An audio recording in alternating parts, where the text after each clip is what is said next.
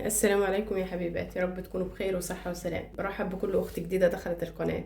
آه، وبرحب بحبايب اخواتي اللي معايا من أول القناة اللي مساندني ومدعمني. يا رب تكونوا بخير وصحة وسلام. جبت بقى مشتريات رمضان، كل سنة وانتم طيبين وتنعاد علينا وعليكم الأيام بالخير يا رب. جبت شوية. لا، بصوا، أنا جبت الحاجة اللي ناقصاني يا بنات، ما جبتش حاجة زيادة وما جبتش حاجة ملهاش لازمة. أنا بقالي فترة بدور في مطبخي الحاجة اللي ناقصاني، بكتبها في ورقة. يعني من شهر 11 كده. بدأت اشتري من اول 12، من اول العروضات بقى والحاجات دي. كل ما انزل الاقي عروضات، الاقي حاجه ناقصاني، ببقى كاتبه الحاجه في ورق. ليه؟ عشان ما اجيبش حاجه زياده.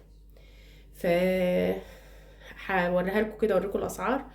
وبرضو انتوا اللي الحاجه اللي ناقصاكم، بس يعني ما تجيبيش حاجه ما انتش محتاجاها ومش عايزاها.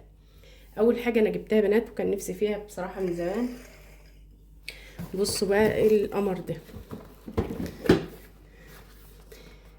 جبت الراديو ده، انا كان نفسي فيه بجد، يعني من زمان. كنت جبت الاسود التاني ده الصغير، بس بصراحه يا بنات ما الاشاره بتاعته ما كانتش احسن حاجه. اما جبت ده بصراحه اللهم بارك. اشارته يا بنات جميله.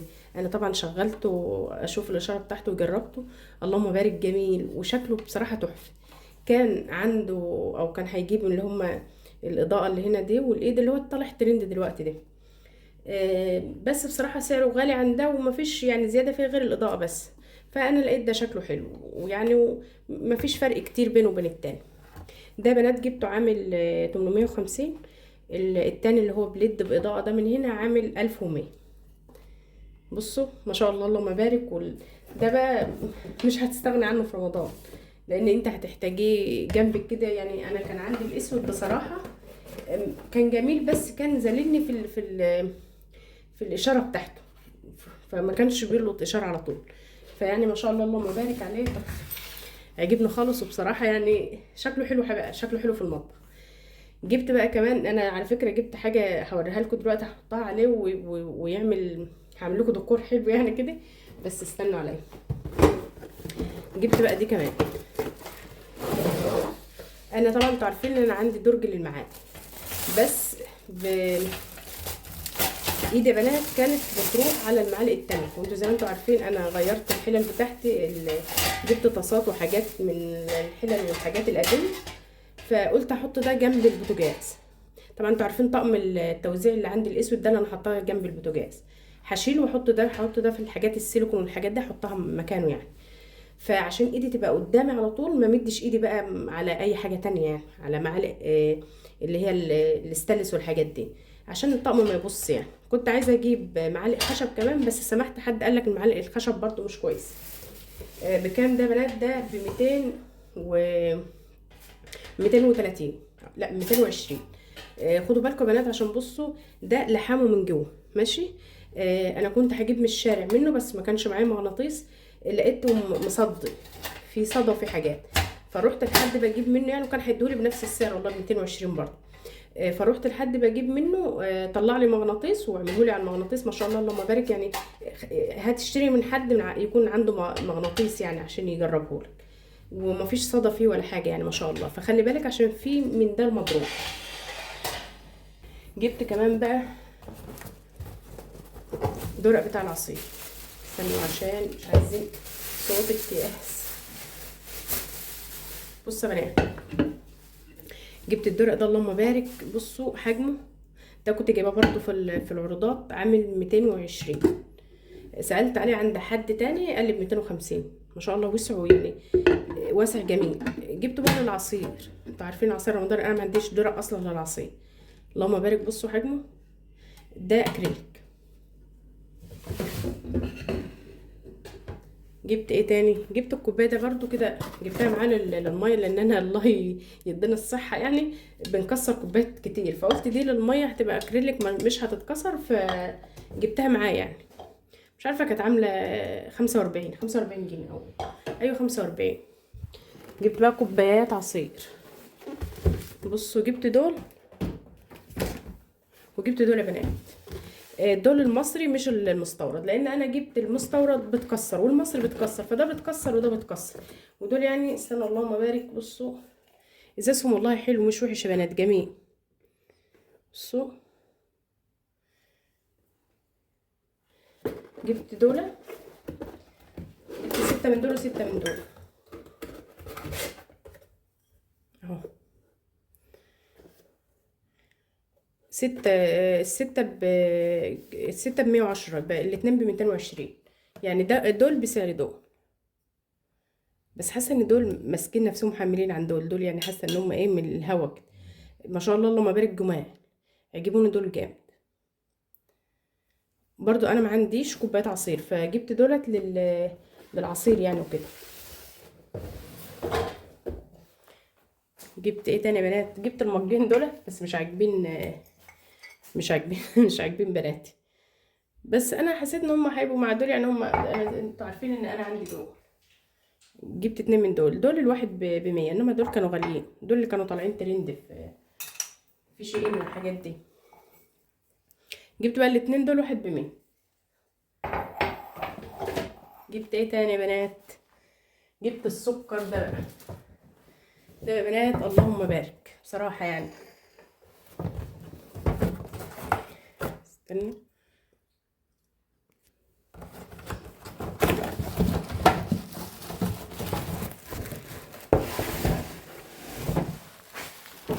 طبعا احنا بنعمل في رمضان كنافة كتير، بتعملي بسبوسة، بتعملي حلويات، تبقي الحاجة بتزيد مثلا، او عايزة تعمليها قبل الفطار وتحطيها. بصوا هو كده، يعني انا جبته كده مسطح، هو كده بتحطيه كده، مثلا تحطي فيه كنافه، تحطي فيه كيكه، تحطي فيه اللهم صل على سيدنا محمد، كحك وبسكوت. يعني انا قلت برضو الكحك والبسكوت هيبقى حلو يا بنات، يعني هيبقى كويس للكحك والبسكوت. اي حاجه بقى حطها عليه، لو هتعملي صينيه كنافه ولا حاجه قبل الفطار وغطيها وحطها بيه، اللي بيه كده بقى هيبقى تسالي، طبق تسالي. بصوا، وممكن تحط ده بقى كده، لو مثلا تحط تسالي تحت مثلا والفاكهه هنا، او تحط مثلا الفاكهه هنا والكحك والبسكوت هنا. بصوا، او تسالي بقى برضو هنا. يعني هو ليه كذا استخدام بصراحه، يعني هو عجبني فيه انه في ممكن تعمليه كذا كذا كذا حاجه يعني. بس انا يعني كنت جايباه للاساس اصلا يعني كده. ده برضو بنات اكليريك. كان في حاجات تانية هناك اغلى طبعا وعالية عن كده، بس بصراحة ده حلو يعني، ده حسيت ان هو كويس وعملي وحلو. ده بكام يا بنات؟ ده ب450 اهو. واضح كده ولا ايه؟ عشان الاضاءة عندي مش احسن حاجة، الليد هعمل عمايله معاه. يبقى ده كده يا بنات كده ب450.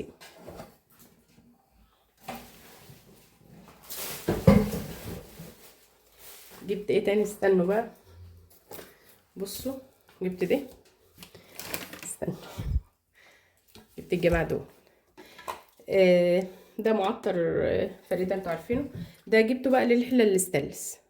قالت لي جميل وحلو، بيطلع الحاجات السمراء اللي في الحلة الاستانلس. انا قلت اجربه، هو مرسوم عليه للشفاط والبوتاجازات، بس قالت لي انا استخدمته في الحلة الاستانلس، بتقول لي جميل. ففي منه احجام، في منه القد ده، وفي منه الاكبر والاكبر، يعني ده ب 30، وفي ب60، وفي ب90. فانا جبت ابو 30، قلت اجربه الاول اشوف نظامه ايه، فهجربه معاكم، لو حلو هقول لكم عليه يعني. جبت بقى المعكره المسكره دي، السكر دي.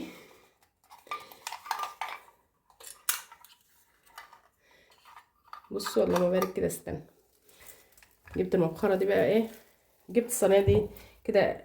انا بصراحه يعني انا قلت اجيبها لا، يا احط فيها ازاز الزيت والخل واحطها كده، واحط لها شويه ورد جنبها وديكورات.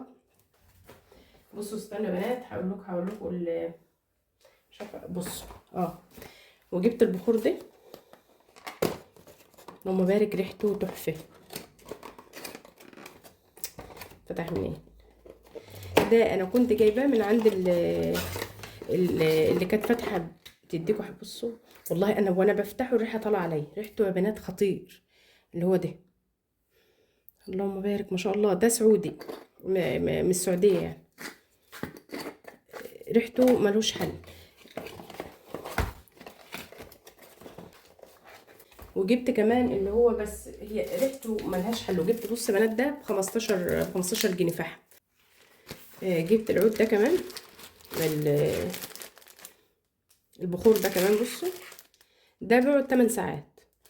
ده ما ريحتهوش بقى عود، مش ريحه البخور. يعني في ناس ما بتحبش ريحه البخور، لا ده ما ريحتهوش بخور، ده عاطي على ريحه العطور شويه، او البرفانات والحاجات دي. فما شاء الله ريحته جميل. ده كان ب65 جنيه، كان هو ب75 ومنزله 10 جنيه عرض ب65 جنيه. بس بصراحه يعني انا لسه ما جربتوش، بس ريحته بنات جميل. بس اللي ما بحبش ريحه العود والحاجات دي. جبت بصوا كمان يا بنات ده، جبت دول، كنت جايبه منهم السنه اللي فاتت، اتكسروا. فقلت دول بلاستيك من النظيفش، يعني البلاستيك بتاعهم ما شاء الله نظيف. بصوا جبت دول ب50. قلت بقى زيتون، جبنه، الحاجات بتاعت رمضان دي مش هيتكسروا. يعني انا السنه اللي فاتت كنت جايبه 6 برضو، والله يا بنات ما عادوش عندي. يعني عدى شهر رمضان، بعدها بشهر كانوا اتكسروا. فقلت دول هيستحملوا شويه، وما شاء الله البلاستيك بتاعهم نظيف يعني. والوانهم حلو، حسيت ان الوانهم مزهزهه كده. استنوا بقى عشان ايه اوريكم بقيه الحاجه.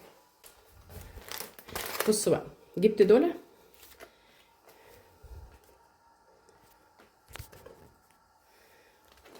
دول فيهم دي فيها الغلطه دي، بس هي في الاساس قال لي ب50. بصوا ما شاء الله، تحسي ان جمال. 1 2 3 4 5، الخمسه دول هتعطيهم لي ب35. هما في الاساس ب50، بس انا عشان الغلطه دي، وقلت له ده مغيبين عندك ومش عارفه ايه، فخدتهم منه ب35. بس ما شاء الله اللهم بارك. بصوا تحسي ان ماليه نفسها كده، فوطه تقيله كده. قلت برضه عشان في المطبخ وكده. جبت ده بقى، احنا نعمل كحك وبسكوت بقى، ونطلع صواني وندخل صواني، وعشان ما نتلسوحش. ما شاء الله اللهم بارك. بصوا ده ب150، بس تحس ان مالي نفسه، يعني مالي مركزه.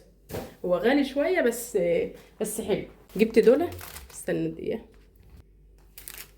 بصوا دول خبوهم من امي يعني، تلاشوهم.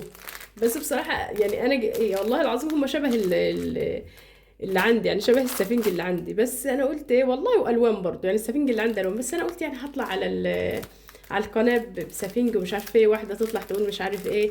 فقلت يعني ايه اجيبهم استخدمهم معاكم، يعني عشان المنظر العام وكده فاهميني. بس دي يعني ايه، نخلوا الحاجه الوالده ما تشوفهمش. ماشي يا ماما، ما تاخديش بالك من دول حاجه، هتسامحني ان شاء الله. ده بقى يا بنات جبت دي، عطتها لي بتاعت استنى، دي بتاعت مناديل، عطتها لي بتاعت المحل كادو كده، يعني ايه كده، بحط فيها مناديل ان شاء الله. سعر رقيقه كده وشيك، عطتها لي هديه دي.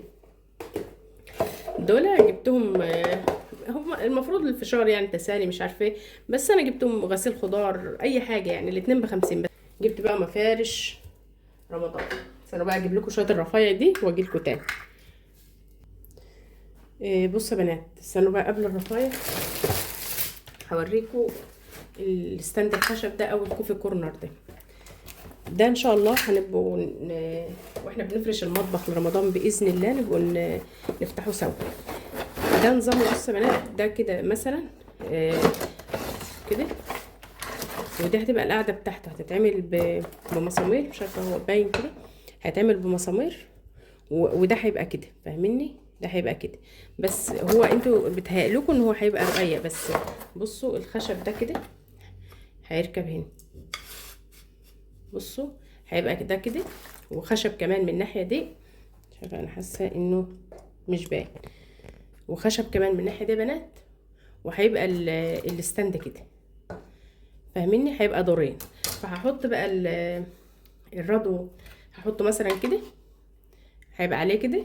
وهحط طقم البهارات تحت، والرادو من فوق. هظبط معاكم يعني. وجبت معاه بقى ده، عجبني الشلال ده جامد. انا كنت بدور عليه من المره الاولانيه، لان انا بحب الورده دي، فما لقيتهوش، فلقيته نازل عليه عرض ب100 جنيه. فقلت اجيبه احطه مع الكوفي كورنر. نفسي بقى ادوني افكار بقى، نفسي اعمل كوفي كورنر يطلع زي اللي في دماغي. يا رب اعمله يطلع زي اللي في دماغي. فجبت ده معاه بقى. انا قلت لكم ده ب100 صح؟ ده يا بنات جايباه بكام يا امان؟ ب 300 300 يا 25 يا 75 حاجه من الاثنين، بس والله ما فاكره يعني، يا 325 يا 375. بس بصراحه الخشب بتاعه خشب زان يا بنات، جميل اللهم بارك. فقلت اجيبه بقى احطه في الحته دي، يعني هحطه هنا كده. نفرش بقى المطبخ باذن الله، لما نيجي نفرش المطبخ نبقى نعمله سوا. جبت دي ب55، دي كان فيه هناك ب65 وفي ب75 وفي ب85 زي ما انت عايزه، بس ده حسيت يعني ناعمه وكثافتها حلوه، هتاخد العفره بحالها يعني. دي جبتها للشبابيك عشان ما نغسل الشبابيك، او بعد ما نغسل يعني بعد ما تغسلي الشبابيك يتنوا الدنيا نظيفه معاها. وجبت المعلقه دي، وجبت ايه تاني يا امان؟ وجبت دولت، ما كانش عندي سكين، انا نسيت اوريكم الحلال. استنى اوريكم الحلل في اخر اما اخلص شويه الرفايع دول بقى بوريكم الحلل ان شاء الله. بصوا شويه الرفايع دول كده ايه، احطهم لكم كده واقول لكم الاسعار بتاعتهم مره واحده.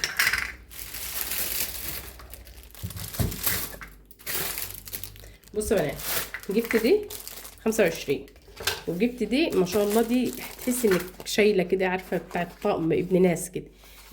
جبتها دي ب35، ودي ب10 جنيه. كان عنده اي حاجه ب10، ودولت الاتنين ب10. والسكينه دي ب25، ودي ب15. جبتها قلت الفاكهه، ما لقيتش الوان تانية بصراحه، كان نفسي في لون تاني، فما لقيتش غير اللون الغريب ده، فقلت مش مشكله، لان انا ما عنديش اصلا سكاكين صغيره خالص يا بنات. وجبت دولت الواحد ب10، جاز دولت قلت للكفته الحاجات من دي الواحد ب10. جبت بقى دي مفرش ده لرمضان، ده عريض عشان رمضان وكده ده ب50، ده ب30. القصير ده ب30 وده ب50، بس ما شاء الله اللهم بارك يعني. الاتنين تحفه، بس انا قلت ده عشان رمضان وكده يعني. جبت لمامه الوبره دي، فظيعه فظيعه يا بنات. استنوا انا هجيب لكم حاجه اجربها لكم عليها، بصراحه ملهاش حل. استنوا دقيقه واحده.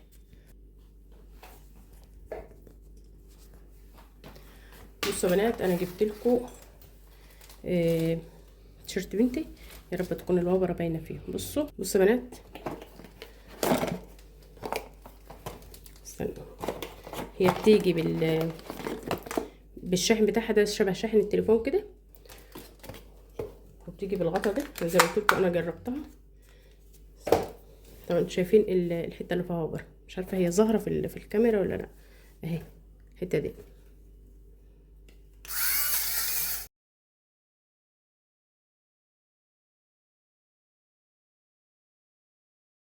بصوا يا بنات، بصوا بقى اللي طالع منه، يعني شوفوا، بصوا، فما شاء الله اللهم بارك يعني. انا استخدمتها حلو فظيع جميل. دي الماركه بتاعتها اسمها ايه بقى يا بنات؟ استنى، دي زي ما قلت لكم شغاله شحن اهو اسمها. دي عامله قالت لي كانت ب195، نزلت 15 بقت 180، يعني دي ب180. ما شاء الله اللهم بارك، جميله يا بنات. بص هوريكوا دي انا بقى. ايه دي؟ بص يا بنات، ده بتطلعوش عشان ما تبوظوش منديل. هاخد واحده. بصوا ده بص دول لايه؟ تمسحي بيهم المطبخ، تمسحي بيهم زيوت. بصراحه اللي انا بجيب منها حاجات حسب. بصوا بتعمل راق فيها صابون تقريبا. طب استني، تعالي كده، تعالي يا شيماء، امسحي هنا كده يا شيماء. مسحت. بصوا استنى خليكوا شويه، خليكوا شويه، هم قاعدين ومحدش ماشي. الله العظيم. هنمسح بعديها بقى بمنديل. بصوا يا بنات، انا طلعت روب، طلعت روبه. نظافه ماما.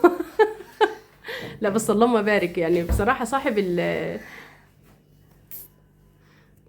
صاحب البتاع ده قال لي والله العظيم، صاحبة المحل قالت لي والله العظيم انا استخدمتهم في المطبخ، ومن المطبخ على طلعت بيهم بره. قالت لي مسحت بيهم قالت لي كل حاجه مسحت بيهم بره، الخشب، قالت لي اوض الولاد، قالت لي مسحت بيهم كل حاجه. يعني لو تلاقوها في سكتكم بصراحه هاتوها. طبعا انا قلت لكم على دولت صح. جبت دي كمان كنت محتاجاها، اللي ما عنديش اسمهم ايه، بتاعت مناديل. جبت دي لمناديل المطبخ. جبت دي بتاعت مناديل المطبخ ب150 يا بنات. دي للتواليت لقعدة الحمام. ما شاء الله بصوا، انا بنوتي استخدمت منها واحده، عملت منها واحده. ريحتها فظيعه يعني، الريحه اللهم بارك. بتفتحيها من هنا وتحط دي كده، وكل درجه من دي بواحده. يعني دي فيها 14 ورده، 14 واحده من دي بتحطيها بقى في القعده وهي بتلزق. الريحه بتاعتها في كذا روايح، في برتقان وفي ليمون وفي لافندر. ده ريحته جميل. كان عندنا شجره مسك في بيتنا القديم، كان في شجره زي دي كانت بتيجي بالليل، ريحتها كانت بتبقى فظيعه بنات، كان نفس الورده دي. فلما شفتها بصراحه عجبتني، ريحتها جميل. لو لقيتوها برضو هاتوها، جميل. دي ب60 على ما اظن، بس هي في حدود 40 حاجه زي كده، مش فاكره. بصوا بقى، انا هعمل كده بس عشان هشيل الغطا، عشان الليد مش عارفه عامل عمايله معايا ليه. انا بدلت الحله القديمه بالجديد، فالراجل جه مره تانية يعني، فجبت دول منه. بصراحه بنات اللهم بارك، انا استخدمت الطاسات بتاعته والصينيه المغطى دي، اللهم بارك جمال. ودي تقيله يعني ما شاء الله، سمكها تقيل والقعر بتاعها بصوا شايفين، فعجبتني. فجبت دي، ودي مقاس 26، او لا دي مقاس 26، وجبت دي مقاس 22. فقلت واحده للرز. دولت يا بنات يعني ما شاء الله اللهم بارك. دي كبيره، تاخد تعملي فيها بقى ممكن فرخه، تعملي فيها لحمه، تعملي فيها محشي لو لان احنا بنحب المحشي كتير، فممكن تعملي فيها اكله محشي كويسه يعني. بصوا جمالهم، الغطا بتاعهم بصوا تفاصيله، بصراحه اللهم بارك يعني عجبوني. فانا لما لقيت الراجل جه كمان مره فجبتهم، قلت هينفعوني برضو في رمضان. جبت ايه تاني بنات؟ جبت بصوا دول كانوا بناتي كان نفسهم فيه.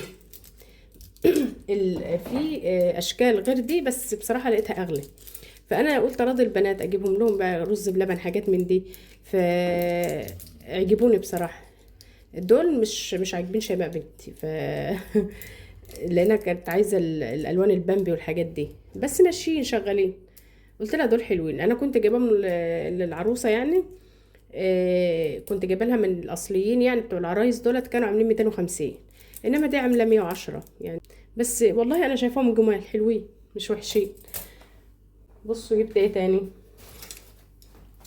جبت العودين دولت.